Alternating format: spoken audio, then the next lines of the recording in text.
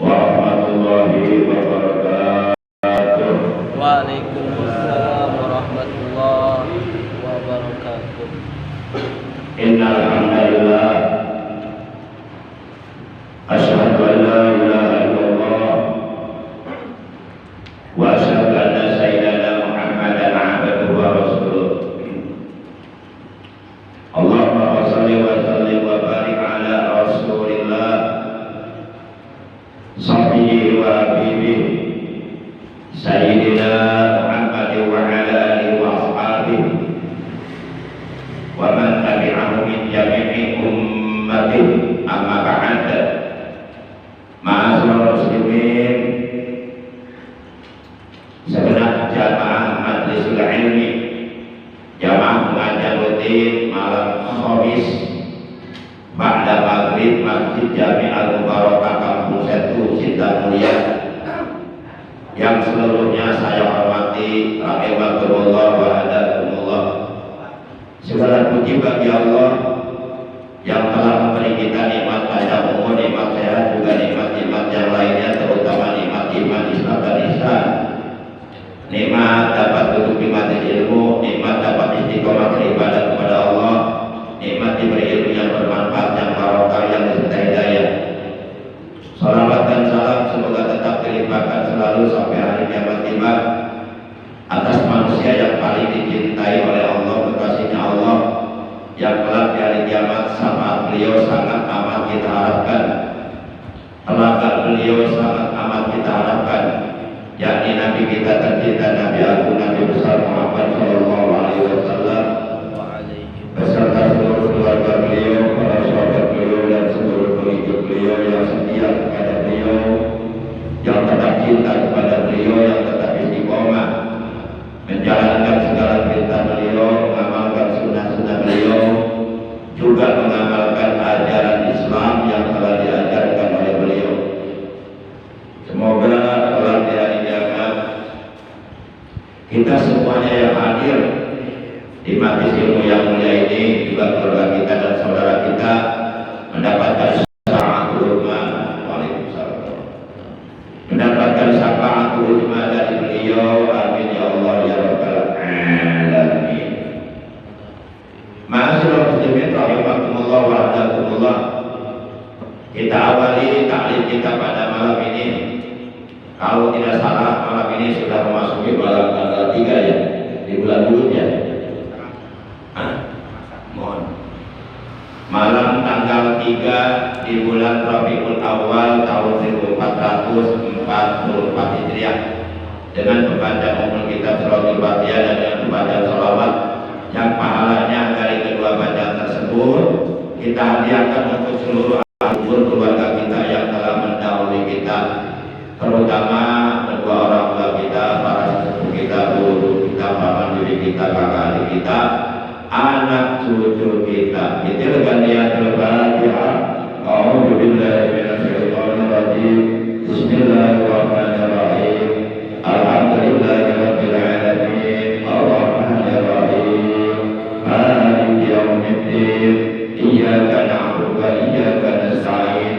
Ihdinas siratal mustaqim. Shiratal ladzina an'amta 'alaihim ghairil maghdubi 'alaihim waladdallin. Rabbi ighfir lana wa li walidayna. Amin. Allahumma shalli ala sayyidina Muhammad Wa asqiliz zalimin bil zalimin. Allahumma salli ala sayyidina Muhammad wa asqiliz zalimin bil zalimin. Wa akhrijna min bainihim salimin ya Allah. Wa ala alihi wa sahbihi ajma'in. Rabbuna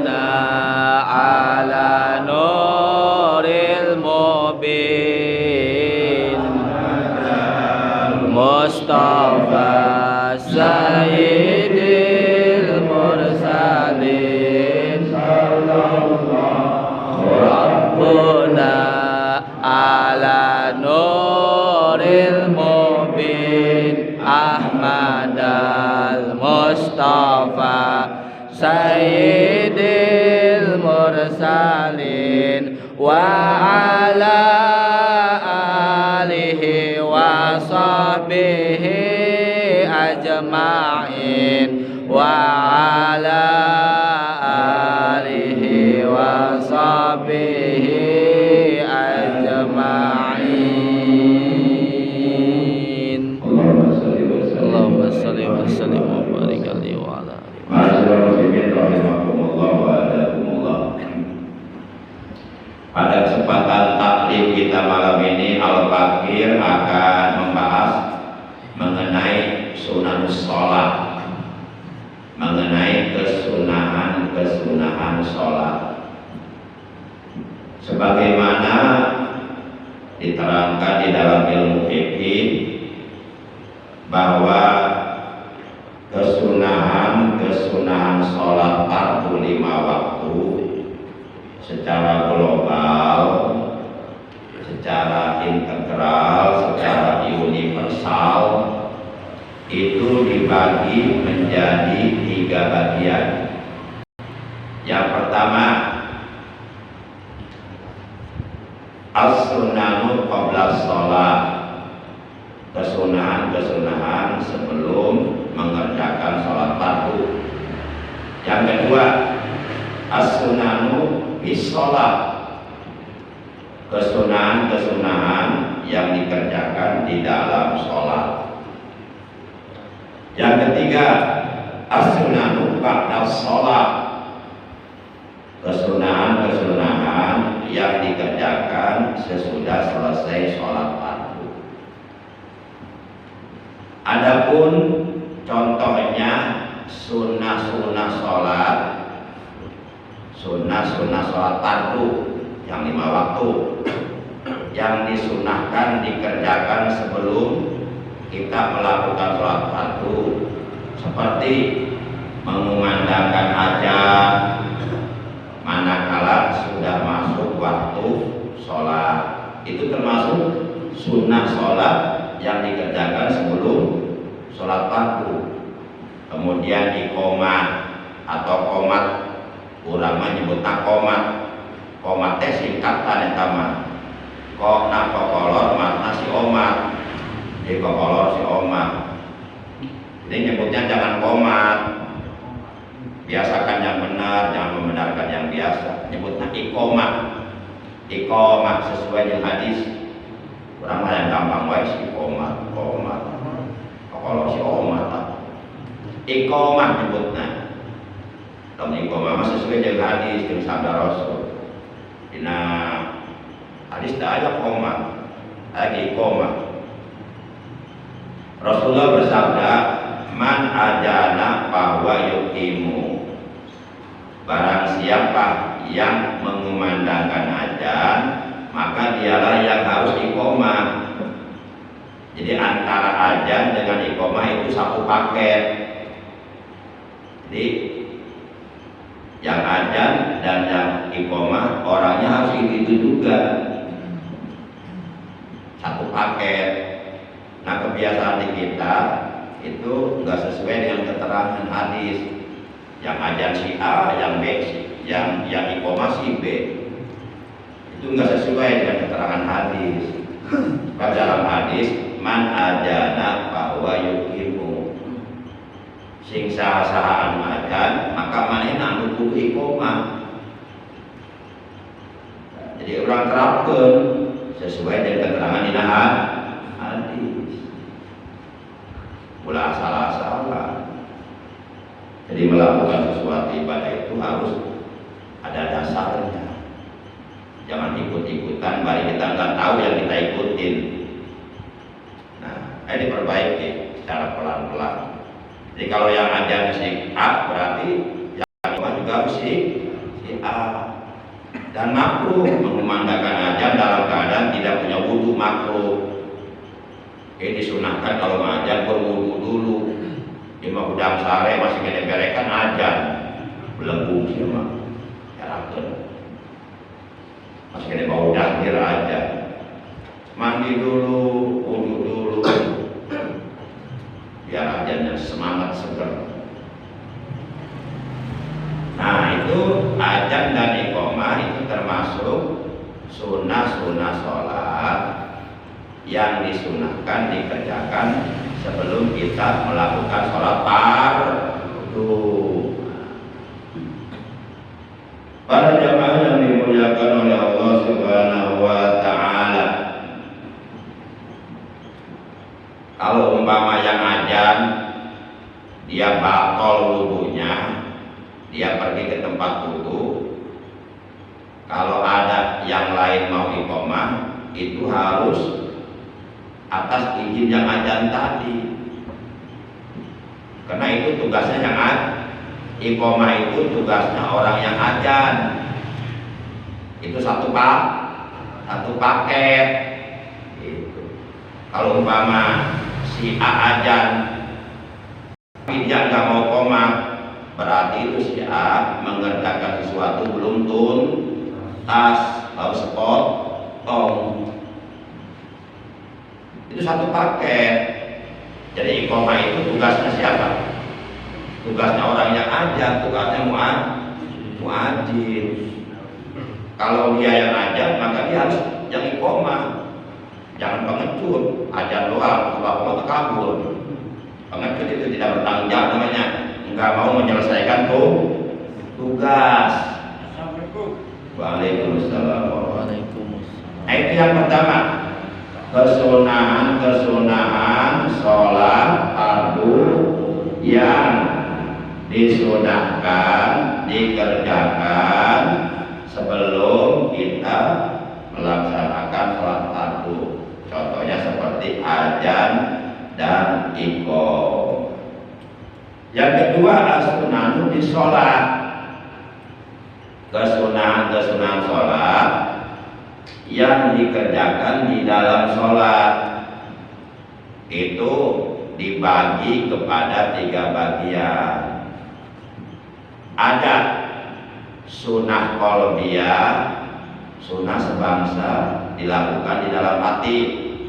Ada sunnah qauliyah, sunnah sebangsa ucapan, seperti baca surah setelah Fatihah itu sunnah qauliyah, seperti mengucapkan, membaca tasbih di dalam ruku itu sunnah qauliyah, membaca zikir intiqal dengan ucapan sami Allahu liman hamidah ketika i'tidal itu sunnah qauliyah, dan membaca doa Rabbana walakal hamdu milkus samawati wa milkul ardi wa milku ma syi'ta min syai'in ba'da itu juga sunnah qauliyah.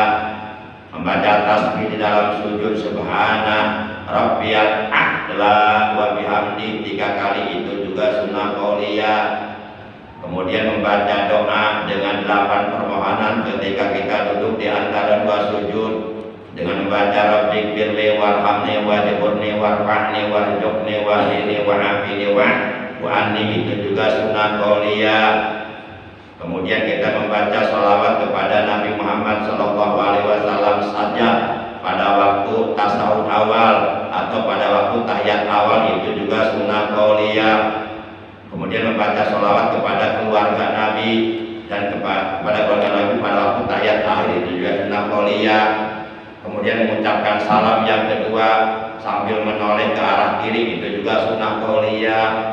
Nah, itu kesunahan yang disunahkan kita lakukan di dalam sholat. Yang ketiga sunnah fi'liyah, sunnah sebangsa perbuatan, sunnah sebangsa pekerjaan. Seperti pada waktu kita melakukan takbiratul ihram atau takbir taharum atau takbir pertama sebagai pembukaan sholat di dalam sholat yang hukumnya wajib karena termasuk rukun sholat yang kedua, itu kita disunahkan mengangkat kedua telapak tangan kita. Itu status hukum raf'ul yadaini hadwa mankibaihi, mengangkat kedua telapak tangan kita yang pangkal kedua telapak tangan disunahkan sejajar dengan pundak atau dengan bahu. Nah, itu status hukumnya sunnah. Yang wajib bukan angkat tangannya, Yang wajib ucapan Allahu Akbar-nya, takbirnya. Gitu. Nah itu kesunahan-kesunahan yang ada di dalam sholat. Yang ketiga as-sunatu ba'da sholat. Kesunahan-kesunahan sholat yang disunahkan dikerjakan apabila sholat fardu telah selesai. Apa itu? Pertama, zikrullah, berzikir kepada Allah atau wiridan. Itu masih ada hubungan dengan sholat. Itu bisa menyempurnakan sholat yang kita kerjakan. Bahwa macek santri mantarokal wirda bahwa wirdun. Sing sama atau sholat wiridan langsung kabur eta monyet. Bahwa santri heureuy jeung santri deui kobong. Bari dilakukan mantarokal wirda bahwa wirdun. Dieta santri kaledek kababatuan antara dek wiridan. Para jamaah, tapi benernya dipikir-pikir bener loginya. Salah jelema tarawidan mon bener sok pikir deh. Sok pernah teh manggian monyet terwiridan. Ayat teh monyet wiridan. Oh berarti bener bener. Kalau ayat monyet wiridan, wah mantep kita monyet. Wah monyet lagi surga itu. Para jamaah yang dimuliakan oleh Allah Subhanahu wa taala. Nah, kemudian berdoa sesudah selesai mengerjakan sholat. Jadi kalau sudah selesai sholat 5 waktu, kita disunahkan berzikir kepada Allah dan berdoa kepada Allah. Ayat Qur'annya ada, surat 4 An-Nisa 5 ayat 103. Kata Allah, "Faiza qadaytumus shalah fadhkurullaha qiyaman wa qu'udan wa 'ala junubikum." Maka apabila kalian telah menyelesaikan sholat kalian, maka hendaklah kalian berzikir kepada Allah. La ilaha illallah, la ilaha illallah, la ilaha illallah. Eta teh disebutna Abdul Dzikri fa'lam annahu la ilaha illallah. Zikir yang paling afdal, zikir yang paling istimewa, zikir yang paling utama, yang nilainya lebih baik daripada dunia beserta seluruhnya, tidak lain tidak bukan adalah zikir dengan mengucapkan la ilaha illallah. Perbanyak ucapan kalimat itu untuk memperkokoh iman kita, memperkuat iman kita. Rasulullah bersabda, "Jadidu imanakum." Wahai para sahabat, perbaharuilah iman kalian. Ibarat HP kudu sering dicas. Sanajan HP na anyar hargana 4 juta 5 juta, tapi lamun teu dicas baterainya nggak drop ae. Lalu baterainya apa eta HP anu hargana 5 juta anu alus anyar kene berfungsi moal berfungsi sama sekali, moal bisa pakai naon-naon soalnya runtah. Tah supaya iman ulah pae dina hati urang dicas untuk mencas iman, kata Nabi. Sahabat nanya, "Ya Rasulullah, kaifa nujadidu imanana?" Wahai Rasulullah, bagaimanakah caranya kami mencas memperbarui iman kami yang ada dalam hati kami supaya kuat? Rasulullah bersabda, "Bikasroti qauli la ilaha illallah." Caranya dengan memperbanyak zikir la ilaha illallah. Man kana akhiru kalami la ilaha illallah dakhala jannah. Barang siapa akhir kalamnya, akhir ucapannya di saat sedang dalam keadaan sakaratul maut, di saat menghembuskan nafasnya yang terakhir, dalam keadaan mengucapkan la ilaha illallah,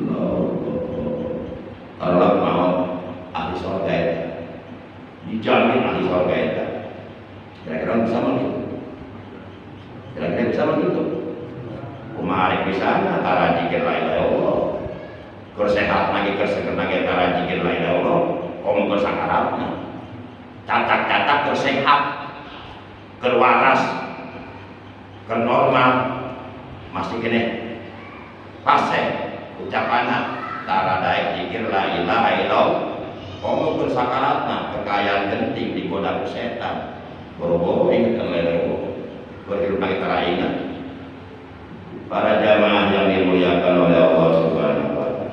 Nah, kalau kita ingin seperti itu, ya biasakan dari sekarang ucapan la ilaha illallah, biasakan. Para jamaah yang dimuliakan oleh Allah Subhanahu wa Ta'ala. Baik. Yang terakhir yang ingin Al-Fakir sampaikan mengenai mengusap wajah setelah kita selesai mengucapkan salam yang pertama di dalam sholat. Itu sering kita lakukan. Nah, kalau sering kita lakukan berarti kita wajib mengetahui dasarnya. Jangan sampai kita melakukan sesuatu tapi nggak tahu dasarnya, nggak tahu landasan hukumnya. Begitu ditanya oleh orang perumahan yang pahamnya Wahabi, tadi saya lihat kamu selesai mengucapkan salam yang pertama di dalam sholat, kamu mengusap muka. Memang itu hukumnya apa? Nih, ceritanya ada orang yang pahamnya Wahabi nanya begitu sama kita. Coba kita bisa menjawab enggak hukumnya apa? Nah, berarti kita melakukan sesuatu tanpa dasar. Berarti melakukan ibadah dengan kebodohan, tanpa pengetahuan. Berarti bang non turut punting berarti. Nah, kalau kita nggak bisa menjawab, nanti kesempatan bagi orang tersebut yang paham untuk mendoktrin kita, nyecer, dicuci otak kita. Nah, kami tidak boleh melakukan sesuatu tanpa pengetahuan. Jadi selama ini yang kamu lakukan usap muka setelah salat pertama, tanpa berarti itu bid'ah, dolalah. Jangan kamu lakukan. Kita dicecer akhirnya, dicecer didoktrin. Akhirnya ikut membenarkan dia, ikut dia. Karena kitanya bodoh. Nah, jangan sampai terjadi seperti itu. Nah, dia nanya itu hukumnya apa? Ada dasarnya. Jawab sama kita. Tapi jangan ulang pakai nafsu, pakai ilmu. Itu hukumnya sunnah. Termasuk kesunahan yang sunnah dilakukan setelah selesai sholat. Dengan ucapan yang pertama, dengan ucapan salam yang pertama, ya, yang termasuk rukun sholat yang ke-13 dalam Fathul Mu'in, yang termasuk rukun sholat yang ke-16 dalam Safinatun Najah. Dengan ucapan salam yang pertama yang kita ucapkan di dalam sholat, dengan selesainya ucapan salam tersebut berarti sholat sudah beres. Udah. Kalau sudah beres, kita boleh melakukan apa saja. Jangankan zikir, jangankan berdoa, jangan usap muka, arek modal ge senting sia. Arek modal 2 kali sudah. Mau dilarang iya, karena sholat sudah beres. Sedangkan ucapan salam yang kedua itu hukumnya sunnah. Fungsinya untuk menyempurnakan pahala salam yang pertama. Yang hukumnya orang yang bersolat akara beres mengucapkan salam pertama, assalamualaikum warahmatullahi wabarakatuh. Batal ke sholatnya? Entah dari beres sholatnya. Tapi lah orang tengah ngaji, orang mudah sholatnya belum sih tengah ngaji. Entah perlu ngaji rumah. Tuhan mudah gitu mana? Mudah deh, sholat deh. Pada kaciri banget belumnya itu teman. Jawab bahwa mengusap wajah, mengusap muka, manakala selesai ucapan salam yang pertama di dalam sholat, baik sholat fardu maupun sholat sunat, itu hukumnya sunnah, termasuk kesunahan yang sunnah dilakukan manakala sholat sudah selesai. Ketika kita mengucapkan salam yang pertama sudah selesai, berarti sholat sudah selesai. Lalu kita ngusap muka. Dan ngusap muka bukan semata-mata ngusap doa, ada doanya. Kita ngusap muka, bari nyolek belek. Ngusap mukanya bukan ngusap muka bari nyolek belek, ngusap mukanya sambil berdoa. Ada doanya. Dari siapa doanya? Langsung dari Rasulullah doanya. Bagaimana Rasulullah berdoa ketika mengusap muka setelah selesai sholat? Beliau mengucapkan asyhadu an la ilaha illallah rahmanur rahim Allahumma adhib anil amma wal huzn. Itu doanya. Sok dibaca tahap pasti tahap. Ini kan tebak nih, kan nyawan guys. Terus kau ukur si beri yang munang guys. Kita baca guys. Nah itu dasarnya dari mana? Dari hadis. Hadis riwayat siapa? Hadis riwayat Anas bin Malik. Bagaimana hadisnya? Hadisnya begini. Nah ini supaya kita mantap. Jadi memantapkan pengetahuan tentang mengusap muka selesai sholat. Jadi manakala ada orang yang pahamnya Wahabi mau mempengaruhi kita dengan paham mereka, nggak bisa karena kita udah paham dan ngerti. Tapi kalau kita nggak paham, bisa aja kita terpengaruh pendapat dia. Akhirnya berubah haluan jadi ikut paham Wahabi.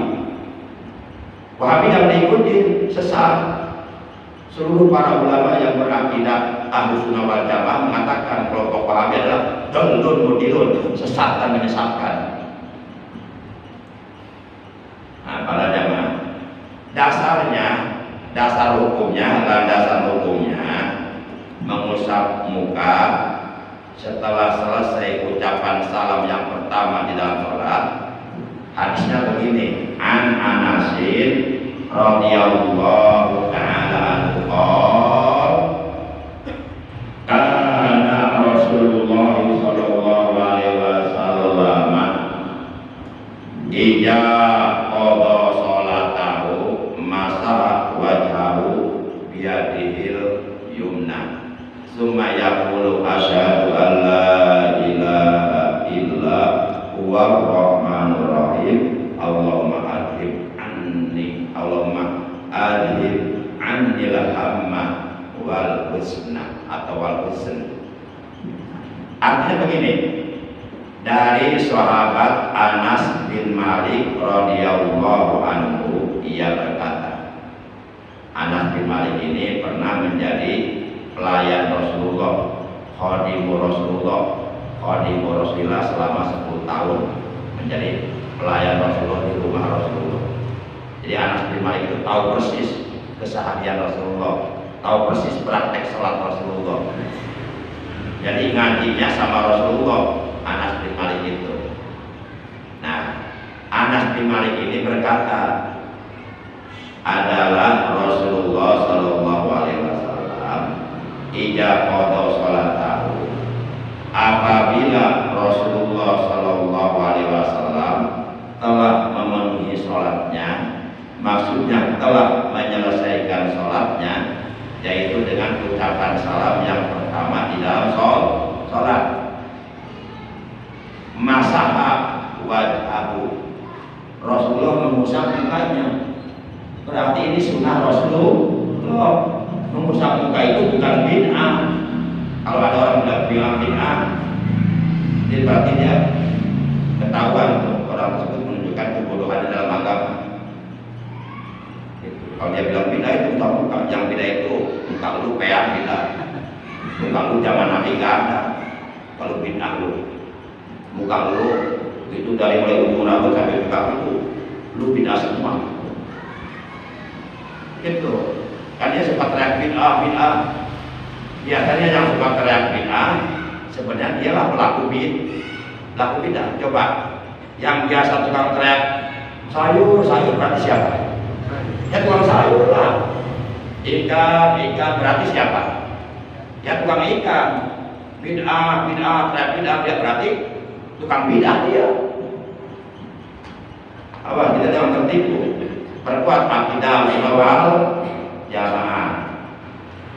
Nah, summa yaqulu, kemudian Rasulullah berdoa, asyhadu an la ilaha illallah rahmanur rahim, Allahumma adhib anni al-hamma wal huzna. Nah, kalau ini kita lakukan, kalau kita mengusap muka setiap selesai mengucapkan salam yang pertama, berarti kita mengamalkan, menghidupkan sunnah Rasulullah Sallallahu Alaihi Wasallam. Jadi bukan bid'ah. Apa keuntungannya mengamalkan sunnah Rasulullah? Apa keuntungannya menghidupkan sunnah Rasulullah? Dalam hadis dijelaskan, man tamassaka bi sunnati inda masali umati falahu ajru mi'ati syahidin. Barang siapa yang mengamalkan sunnah Rasulullah, mengamalkan sunnahku, jikalau umatku dilanda kerusakan iman, jikalau umatku dilanda kebejatan moral, tapi dia berpegang teguh tetap istiqomah mengamalkan sunnah Rasulullah Sallallahu Alaihi Wasallam, walaupun banyak yang membid'ahkan, tetap dia melaksanakan sunnah Rasul, falahu ajru mi'ati syahidin, maka baginya akan mendapatkan pahala 100 orang yang mati syahid. Ini pahala gede banget. Jadi kalau kita mengamalkan sunnah Rasulullah, kita dapat pahala 100 orang yang mati syahid. Masya Allah. Kita kalau pengen mati syahid, kita harus ke Palestina dulu, ikut perang melawan Israel, mati terbunuh. Itu pun niatnya membela agama Allah, baru mati syahid. Nah, ini kita dapat 100 pahala 1 orang mati syahid hanya dengan mengusap muka. Niatnya mengamalkan sunnah Rasulullah Sallallahu Alaihi Wasallam. Awas kita nggak usah terpengaruh dengan orang-orang yang pahamnya Wahabi, yang bisanya cuma membid'ah-bid'ahkan. Bukan bid'ah, gasinan Jumat bid'ah, ziarah kubur bid'ah, muka lu jelek bid'ah itu kalian. Baik, oleh karena sudah masuk waktu Isya, nah itu yang menjadi dasar hukum, yang menjadi landasan hukum, kita disunahkan mengusap muka manakala kita sudah selesai mengucapkan salam yang pertama di dalam baik sholat fardu maupun sholat sunnah, disunahkan kita mengucap muka sambil membaca doa. Gimana bareng-bareng? Asyhadu an la ilaha illallah rahmanur rahim, Allahumma adhib anni al-hamma wal huzna. Demikian kali kita malam ini, kurang lebihnya mohon maaf oleh karena sudah masuk waktu Isya. Dan saya selaku ketua DKM Masjid Al-Amin Cibeduk RT 004 RW 02 Desa Ciparusa Jaya, Kecamatan Ciparusa, Kabupaten Bekasi, mengundang kepada seluruh jamaah Masjid Al-Barokah untuk kiranya berkenan menghadiri acara tabligh akbar. Masih lama sih. Ya, tanggal 23 Maulid dalam rangka memperingati Maulid Nabi besar Muhammad SAW di Masjid Al-Amin Cibeduk akan dilaksanakan malam Senin tanggal 23 Oktober tahun 2022 Masehi, bertepatan dengan tanggal 27 Rabiul Awal atau 27 Mulud tahun 1445. Penceramahnya pertama saya sendiri, yang kedua Kiai Spread dari Karawang. Sebenarnya bukan Karawang, belum masuk Karawang, karena saya sudah ke rumahnya ngobrol ngopi bareng sama beliau. Ternyata posisi rumahnya masih di Kedung Waringin, masih masuk Kabupaten Bekasi, cuma perbatasan dengan Karawang ya. Nah, beliau penceramahnya, beliau nama aslinya bukan Spread, nama aslinya Kiai Haji Muhyiddin Al-Hasbi. Cuma dia dapat julukan Spread karena waktu remaja, waktu masih muda, waktu masih lengok, dia suka main motor, kebut-kebutan, knalpotnya dibuka saringannya dan gasnya dimainin, pret pret pret pret pret pret. Akhirnya katelah Kiai Spread. Itu ceritanya. Mari kita tutup kali kita malam ini mengucapkan alhamdulillahirabbil